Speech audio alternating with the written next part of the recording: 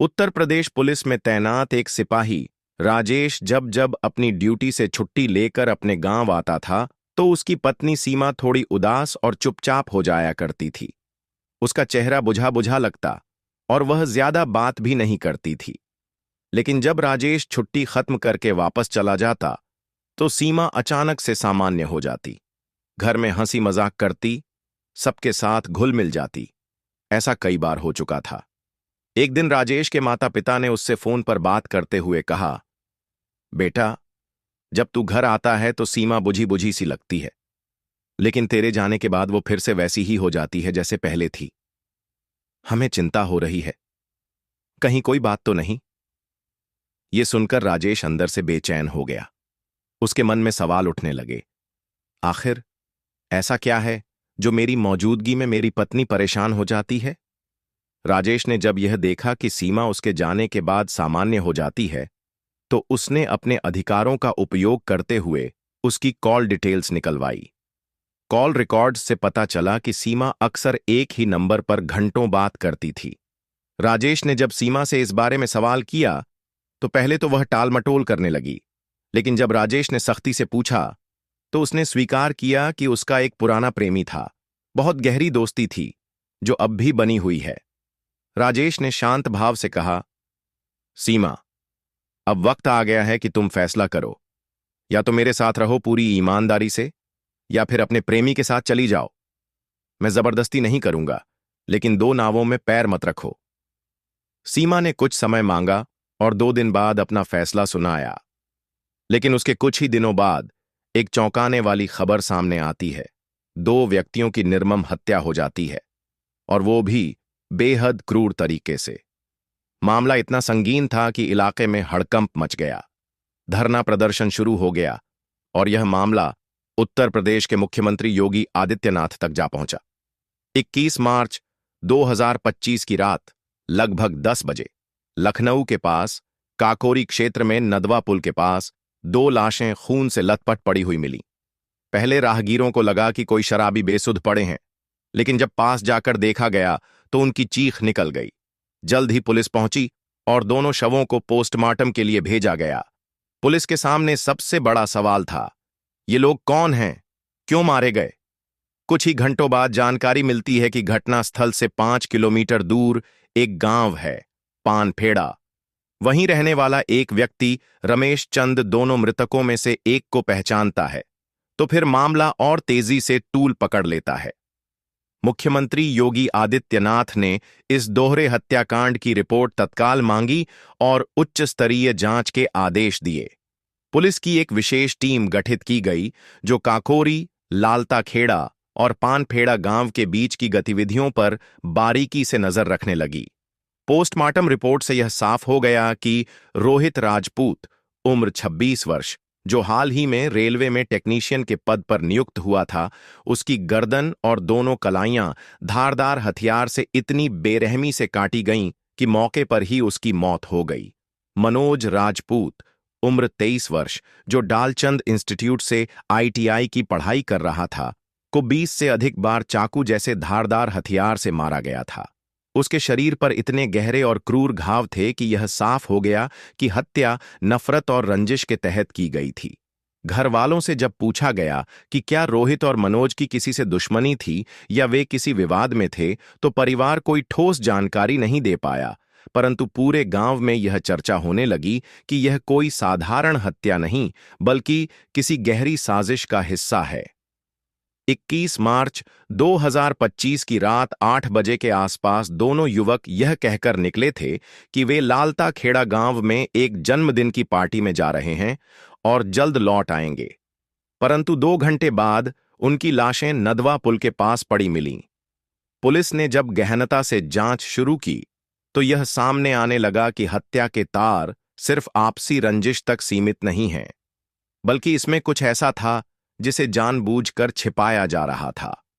अब पुलिस की नजर एक बार फिर उस पुराने घटनाक्रम पर गई, राजेश और उसकी पत्नी सीमा के रिश्ते पर, और इस हत्या से उसका क्या संबंध हो सकता है। बहराइच ट्रांसफर कर दिया जाता है, लेकिन मन में शक की आग धधक रही थी। क्या वाकई उसकी पत्नी ने मनोज से रिश्ता तोड़ दिया है, या फिर सब कुछ अब भी चल रहा है, बस छुप छुप कर? अब कहानी की सबसे खौफनाक परतें खुलने लगी थीं।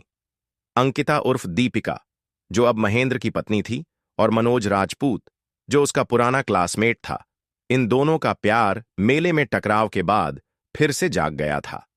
महेंद्र ड्यूटी में व्यस्त रहता और दीपिका, जो अब अपने रिश्ते से भावनात्मक रूप से दूर हो चुकी थी, एक बार फिर उस प्रेम की तरफ खिंचती चली गई जिसे वह कभी अधूरा छोड़ आई थी। दोनों के बीच अवैध संबंध बनने लगे, मुलाकातें भी होने लगीं, पर महेंद्र सिपाही था और शक करना उसकी आदत ही नहीं, कर्तव्य भी था। कॉल डिटेल निकलवाने के बाद उसे सच्चाई का अंदाजा हो गया।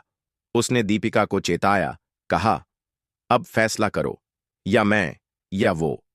अगर मेरे साथ रहना है तो हर रिश्ता वहीं खत्म करो। दीपिका ने थोड़े हिचकिचाहट के बाद कहा, मैं अपने पति के साथ रहना चाहती हूं। महेंद्र ने उसे एक सख्त नियम में बांधा, मेरे साथ बात करनी है तो सिर्फ इस नए नंबर से, और मनोज से अगर कोई संपर्क किया तो उसी पुराने नंबर से करना। इस तरह दोनों नंबरों की ट्रैकिंग आसान हो गई थी। दोनों सिम कार्ड फर्जी पहचान पर लिए गए थे। एक महेंद्र ने दीपिका को दिया था, दूसरा शायद उसने खुद किसी योजना के तहत लिया। अब पुलिस की जांच जब इस बिंदु तक पहुंचती है तो एक बड़ा खुलासा होता है। मनोज राजपूत की हत्या सिर्फ अवैध संबंध का नतीजा नहीं थी, बल्कि एक सुनियोजित साजिश थी। और रोहित राजपूत, वो तो सिर्फ एक गवाह बन गया था, एक ऐसा गवाह जो उस मुलाकात में साथ चला गया जहां से मनोज को मरना था। अब पुलिस महेंद्र को ट्रैक करने लगती है। वो बहराइच में तैनात था, लेकिन अचानक कुछ दिनों की छुट्टी पर चला गया था, और यही वही समय था जब 21 मार्च की रात 2 हत्याएं होती हैं। अब ये केस एक सीधा प्रेम त्रिकोण नहीं रहा। ये एक इमोशनल क्राइम, पुलिस ट्रेनिंग और प्लानिंग से किया गया सुनियोजित मर्डर बन चुका था। बहुत ही गहराई और भावनात्मक उथल पुथल से भरी इस सच्ची घटना ने अब अपना सबसे भयावह रूप ले लिया है। कहानी अब लगभग पूरी तस्वीर सामने लाने लगी है। 21 मार्च 2025। महेंद्र, जो उत्तर प्रदेश पुलिस में सिपाही था, छुट्टी पर अपने घर आता है। ये वही दिन था जिसे उसने कई महीनों से चुना था। दिसंबर 2024 से उसकी योजना बन रही थी, और अब उसे मौका मिला। वो अपनी पत्नी अंकिता उर्फ दीपिका से कहता है, मैं मनोज से एक बार आखिरी बार मिलना चाहता हूं। न कोई लड़ाई न झगड़ा, बस बात करनी है, आमने सामने। दीपिका झिझकती है, पर मान जाती है। वो उस नए नंबर से, जिसे सिर्फ मनोज से संपर्क के लिए रखा गया था, मनोज को कॉल करती है। पहले मनोज बहाने बनाता है, पर जब लगातार 35 से ज्यादा बार कॉल्स आती हैं तो आखिरकार वह मान जाता है। दीपिका कहती है, बरकताबाद आ जाओ, आज रात 8 बजे, हम वहीं मिलेंगे।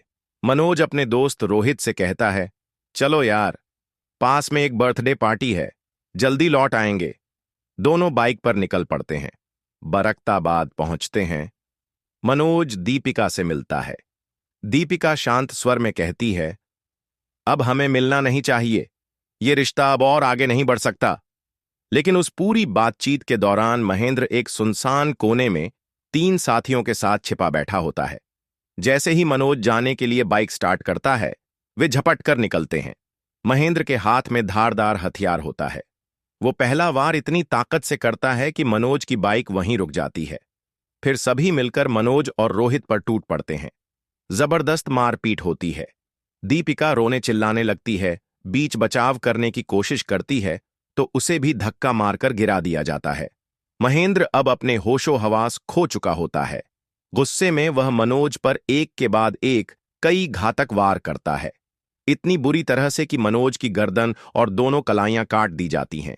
इस हड़बड़ाहट और खून खराबे में महेंद्र की अपनी एक उंगली भी कट जाती है, जो वहीं गिर जाती है।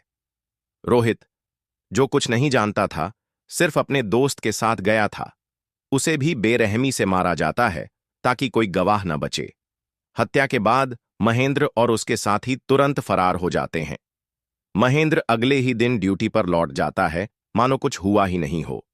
लेकिन कानून से कोई नहीं बचता। जांच में जब घटनास्थल से कटी हुई उंगली मिलती है तो फॉरेंसिक जांच से पुष्टि होती है कि वह महेंद्र की है।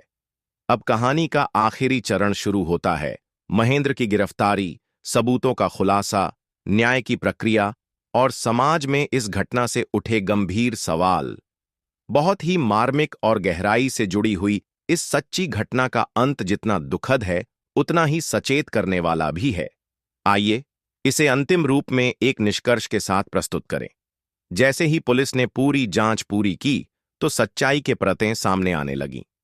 महेंद्र, जो एक सिपाही था, वो हत्या का मास्टरमाइंड निकला। उसके 3 साथी, जो इस खौफनाक प्लान में शामिल थे, सब गिरफ्तार हो गए। अंकिता उर्फ दीपिका, जिसने न केवल शादी से पहले बल्कि शादी के बाद भी मनोज के साथ संबंध जारी रखे, उसे भी साजिश और उकसावे के जुर्म में गिरफ्तार किया गया।